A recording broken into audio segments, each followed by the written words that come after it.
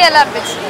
ప్రతినిధి movie first of all part 1 కంటే part 2 చాలా మంచిగా అనిపించింది నాకు. దీంట్లో ఏమంటారు, మన మెయిన్ థింగ్ ఏంటంటే మన నాన్న రోహిత్ గారు పర్ఫార్మెన్స్ అయితే నాకు ఇష్టము. ఎందుకంటే ఆయన న్యాచురల్గా ఉంటుంది ఆయన యాక్టింగ్ పర్ఫార్మెన్స్. అయినా మెయిన్ థింగ్ ఏంటంటే మూర్తి గారు గురించి వచ్చిన ఎట్లా చేసిండు ఏంటంటే యాజ్ అ జర్నలిస్ట్గా TV5లో యాంకర్గా జర్నలిస్ట్గా ఏమంటారు ఆయన ప్రూవ్ చేసుకున్నాడు.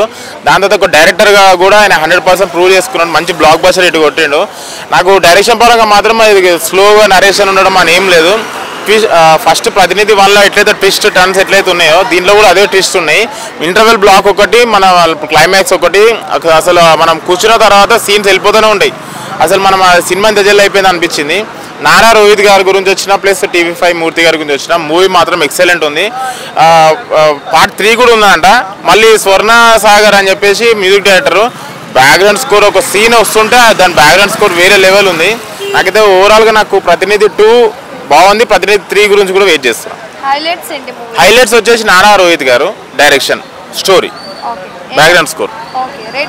రేటింగ్ 3.5. ప్రతినిధి 2 మూవీ ఎలా అనిపించింది మేడం? ఎలా అనిపించింది అంటారు మేడం, అల్టిమేట్ మేడం, మామూలు లేదు. ప్రతినిధి సినిమా అందరూ తెలుసు నారా రోహిత్ అది. సో నారా రోహిత్ గారు కంబ్యాక్ మూవీ అని చెప్పాలి ప్రతినిధి 2. అసలు ఇప్పుడు జరుగుతున్న ఎలక్షన్ సంబంధించిన మూవీది అసలు ఏం చూపించారు అంటే మోస్ట్ ఇంపార్టెంట్ అంటే డైరెక్టర్ మూర్తి గారు, TV5 మూర్తి గారు. నాకు మర్చిపోయిన అసలు ఆయన డైరెక్షన్ ఏంది, ఇది ఆయన సినిమా ఏందని. కానీ నిజం చెప్తున్నా సినిమా మాత్రం అల్టిమేట్ ఉంది. ఇప్పుడు జరుగుతున్న ఎలక్షన్స్కి ఎటువంటి సంబంధం లేకుండా కేవలం రాజకీయాలు ఎలా ఉంటాయి, వాళ్ళ ఎత్తుగడలు ఎలా ఉంటాయి, ఎలా చేస్తారు ఏంది అన్న దాని మీద చాలా క్లియర్ కట్గా చూపించారు. సినిమా అయితే మాత్రం ఒకరిని ఎంకరేజ్ చేసి ఒకరు డిస్కరేజ్ చేసేలాగా లేదు. ప్రతి ఒక్కరికి కూడా అర్థమయ్యేటట్టుంది. అంటే మెయిన్ ఇంకో విషయం ఏంటంటే ఓటు వేయకుండా మనం ఎక్కడ ఉన్నాం కదా, ఓట్లకి ఒక 500-1000 రూపాయలు ఖర్చు పెట్టి మనం వెళ్ళి ఎలక్షన్కి ఓటు వేయాలా, ఓటు వేయకపోతే ఏమవుతుంది అనుకునే ప్రతి ఒక్కరికి ఒకటే మాట అన్నాడు, చచ్చిపోండి మీరు బతికి వేస్ట్. ఎందుకంటే మేడం ఊర్లో ఎక్కడో ఎవరో కష్టపడుతున్నారు మనకి ఎందుకు అనుకోకుండా వాళ్ళకి సరైన నాయకుడిని ఎన్నుకోవడానికి మనం సహాయం చేసి వాళ్ళకి సరైన నాయకుడిని ఇస్తే వాళ్ళు హ్యాపీగా సంతోషంగా తిని ఉంటారు. మనం ఎక్కడున్నామో అనుకోకుండా ప్రతి ఒక్కరు కూడా ఖచ్చితంగా ఓటు వేయాలి అన్నది మెయిన్ కాన్సెప్ట్. అది లాస్ట్ కూడా పార్ట్ 3 కోసం ఒక ఇంటి ఇచ్చారు. పార్ట్ 3 కూడా వెయిటింగ్. సో త్వరగా మూవీ తీయండి, మా ముందుకు తీసుకురండి. అండ్ మీరు ఇప్పటివరకు ఎన్ని సినిమాలు చేశారో అన్న రేంజ్ ఫీలింగ్ ఉంది ఈ సినిమా. ప్రొడక్షన్ వాల్యూస్ అయితే మాత్రం వేరే లెవెల్ ఉన్నాయి. సినిమా మాత్రం అల్టిమేట్గా ఉంది. ఏ రాజకీయ పార్టీకి సంబంధించిన మూవీ కాదు, ఏ ఏరియా ఎలక్షన్ సంబంధించిన మూవీ కాదు. సో ప్రతి ఒక్కరు కూడా హ్యాపీగా వెళ్ళి చూసి తెలుసుకోవాల్సిన సినిమా మేడం ఇది. Thank you. మనందరి బాధ్యత యాజ్ పాపులేషన్ ఆఫ్ ఇండియా మనకి ఓటు హక్కు ఇచ్చినప్పుడు మనం అది తప్పకుండా యూజ్ చేయాలి. ఎందుకంటే దీన్ని బట్టి మనం కరెక్ట్ లీడర్ని మనం ఎన్నుకోవచ్చు. Okay, so this is a very good concept. First time దీని మీద ఇలాంటి మంచి పాయింట్ మీద ఆయన ఫోకస్ చేయడం. అండ్ నారా రోహిత్ గారు యాజ్ ద జర్నలిస్ట్ చాలా బాగా చేశారు. అండ్ ముందు కూడా ఆయనతో చేశాను, నేను 4-5 మూవీస్ చేశాను. And I'm a huge fan of his acting. Indulo most probably you can say that the Nara Rohit Gardi comeback movie, and Pratinidhi 3 undi rapotundi. So I'm really looking forward to that movie. Chandrababu ki mana support undo madam movie? Chandrababu Naidu gariki ante konni shades ala kanipistayi maniki, endukante story you just can't create in the air kada.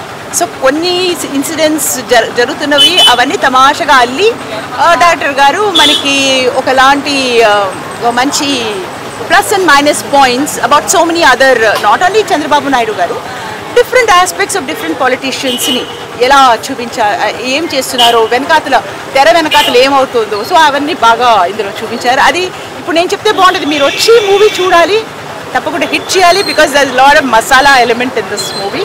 Twist and turns చాలా బాగున్నాయి. And నా కొడుకుగా చేసిన ఆయన దినేష్, ఆయనతో నేను ఆయన hero మెర్సీలో ఆయన మదర్గా చేశాను. సో ఇందులో కూడా నా కొడుకుగా చేశాడు. So it's was really nice combination working with him. And మీ అందరికీ మూవీ ఎక్స్పీరియన్స్ చాలా రియలిస్టిక్గా అనిపిస్తుంది. Because nick of the time అంటే జస్ట్ ఇప్పుడు ఓటింగ్ మనం అందరు వెళ్తాం ఇంకో 2 daysలో. సో ఇలాంటి మెసేజ్ ఇవ్వడం వల్ల ఈ మూవీ తప్పకుండా చాలామంది చూస్తారు.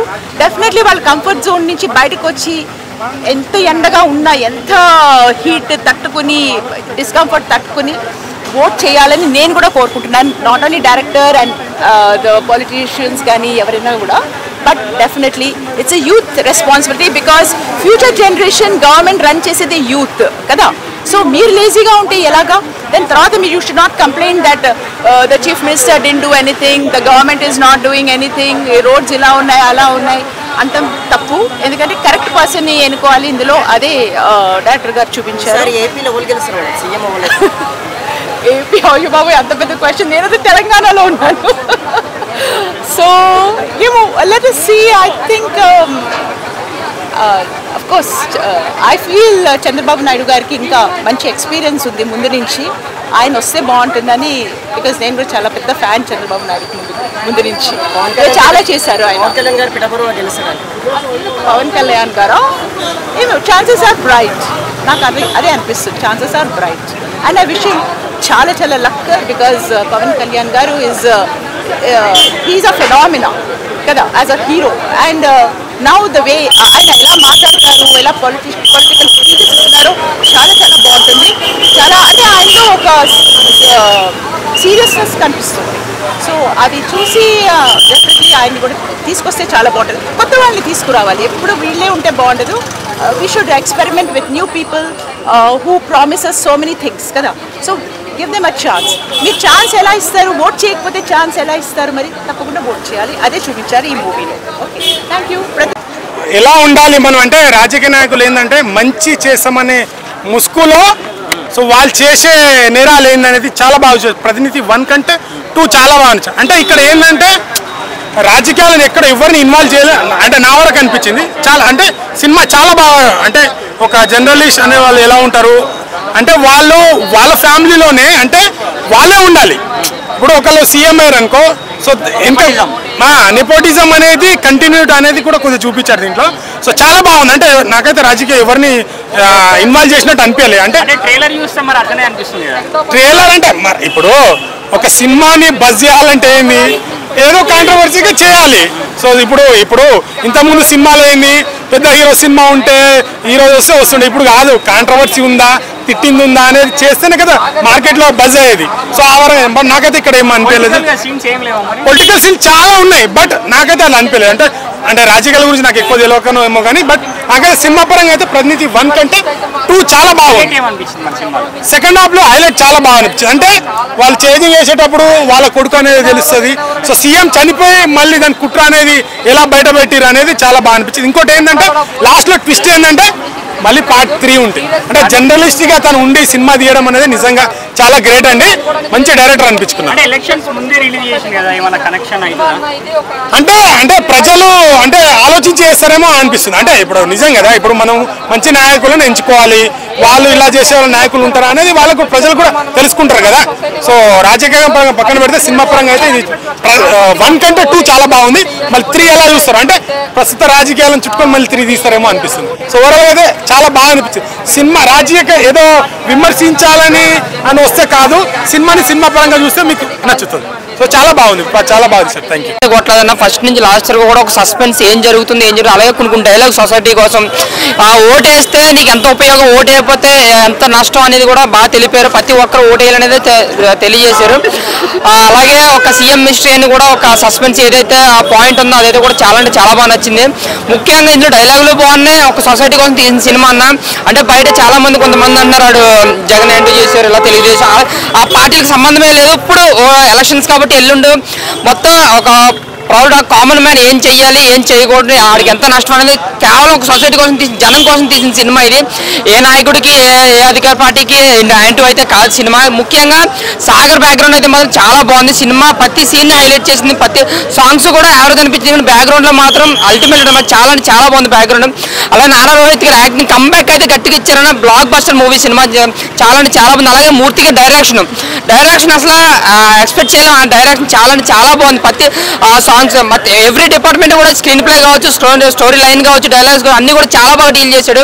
ఎక్కడ ఆయన రిపోర్టర్ అని కాకుండా ఒక జర్నలిస్ట్ ని హైలైట్ చేస్తూ సినిమాని అయితే మాత్రం ఎక్కడ బోర్ అయితే కొట్టినాడు. ఇంటర్వల్ ట్విస్ట్, క్లైమాక్స్ ట్విస్ట్ అయితే మాత్రం నిజంగా మైండ్ బ్లోస్ అనమాట. అంత బాగుంది. ఒక సస్పెన్స్, ఒక పొలిటికల్ థ్రిల్లర్ సినిమా అన్న ఇది. ఎక్కడ మనకు బోర్ అయితే కొట్ట చాలా అంటే చాలా. ప్రతినిధి ఎవరికైతే ఎంత బాగా నచ్చుతుందో 2 కూడా అంతకన్నా ఎక్కువ నచ్చుతుంది.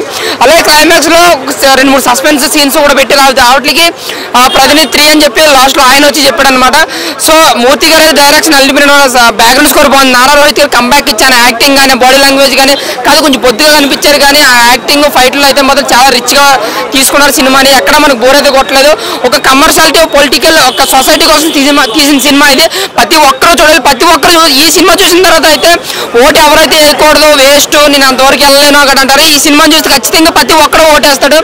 సినిమా అయితే మాత్రం ఒక సినిమాగా కాకుండా ఒక సొసైటీకి ఒక మెడిసిన్ లాంటి సినిమా ఇది. ప్రతి ఒక్కరూ ఈ సినిమా చూడాలని కోరుకుంటూ జై హింద్. ప్రతినిధి బ్లాక్ బస్టర్ మూవీ అన్న. Thank you.